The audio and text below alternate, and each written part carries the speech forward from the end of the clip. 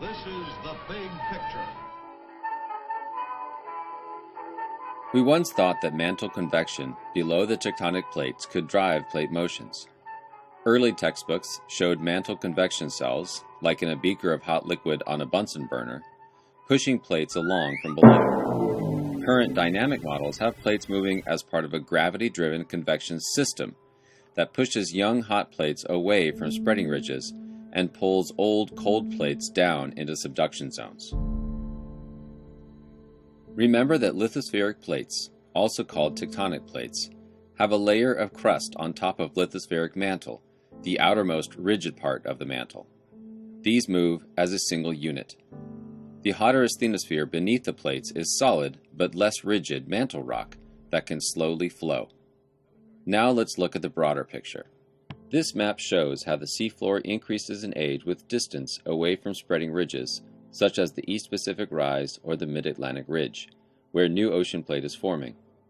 Spreading ridges stand 2,500 meters higher than deep ocean basins. At a spreading ridge, the ocean depth is only about 3,000 meters.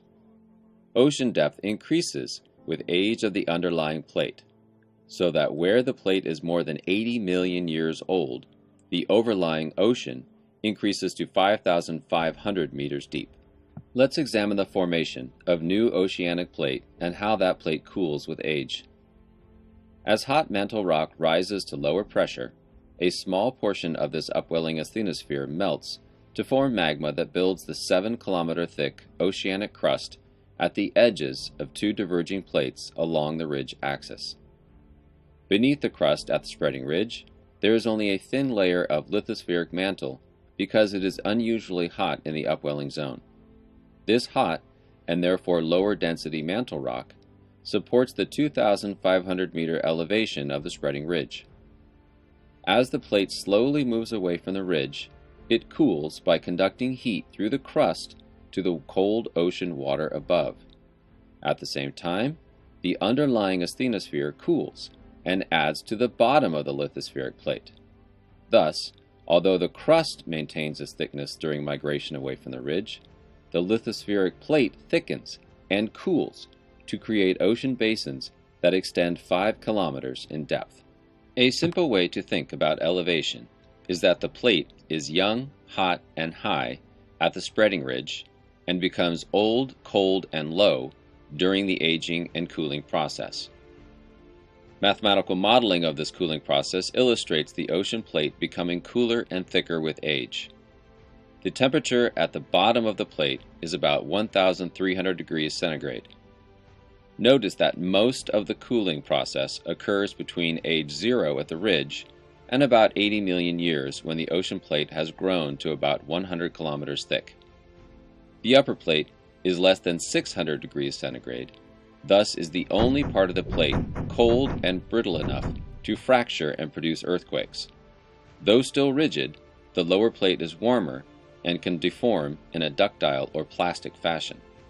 So what force pushes oceanic plates away from spreading ridges? Any mass on a slope is affected by gravity, seen most dramatically with avalanches and landslides. Spreading ridges are broad undersea mountain ranges, and although the flanks of a spreading ridge are a relatively gentle slope, the mass on that slope is humongous. The force of ridge push is 0 at the ridge, but increases quickly with distance and age, pushing the cooling and thickening oceanic plate away from the ridge. Now what about slab pull? We'll consider a 30 million year old oceanic plate, which we'll call a slab, subducting at 5 centimeters per year into hotter asthenospheric mantle beneath a continental plate. As the oceanic plate subducts, the warming process takes many millions of years as the slab descends. The deeper part of it is continuously replaced in a conveyor belt fashion by a cooler plate from above. Mathematical modeling again illustrates the temperatures within the subducting oceanic plate. In this example, lithospheric mantle rock in the subducting plate at 150 kilometers depth is 1,000 degrees cooler than the asthenospheric mantle at the same depth. The cooler temperatures mean that the density of rocks in the subducting slab is greater than the density of the hotter asthenosphere. While gravity pulls down on all rocks, it pulls down harder on more dense rocks.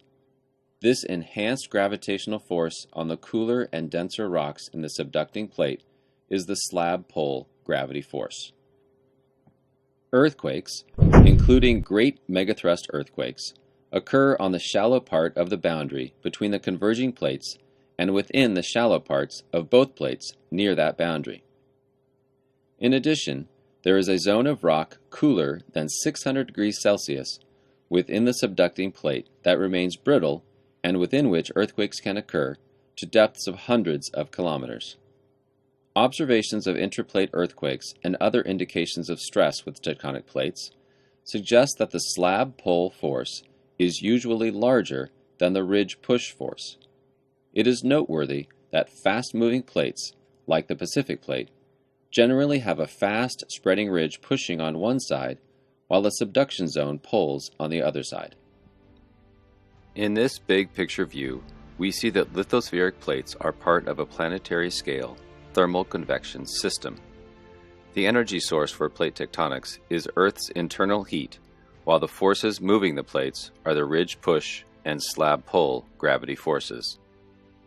So far, we have illustrated these motions on a flat image that may suggest that there is only a handful of convection cells turning like gears in a flat plane. As a result, it may look like these movements only occur in small regions.